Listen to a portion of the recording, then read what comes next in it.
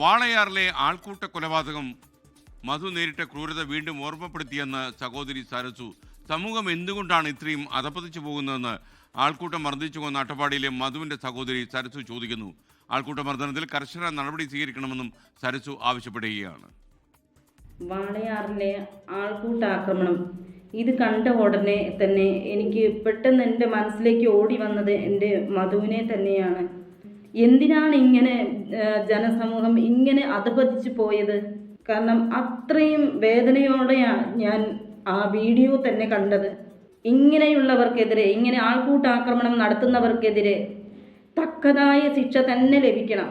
ഇതുപോലെയുള്ള ആൾക്കൂട്ടാക്രമണങ്ങൾ തടയണമെങ്കിൽ നമ്മളെല്ലാവരും ഒന്നിച്ച് തന്നെ മുന്നോട്ട് പോകണം. ഇതിനെതിരെ ശക്തമായി എതിർക്കണം. ഇനി ഒരാൾക്കും ഇങ്ങനെയൊരു സംഭവം നടക്കാതിരിക്കട്ടെ. ലോകത്തെവിടെയായാലും ഏത് സമയത്തും 24 വാർത്തകളും ഓഗ്മെന്റഡ് റിയാലിറ്റി പാക്കേജുകളും എക്സ്പ്ലെയിനറുകളും വിശദമായി കാണാൻ ഞങ്ങളുടെ യൂട്യൂബ് ചാനൽ നിങ്ങൾക്ക് സബ്സ്ക്രൈബ് ചെയ്യാം.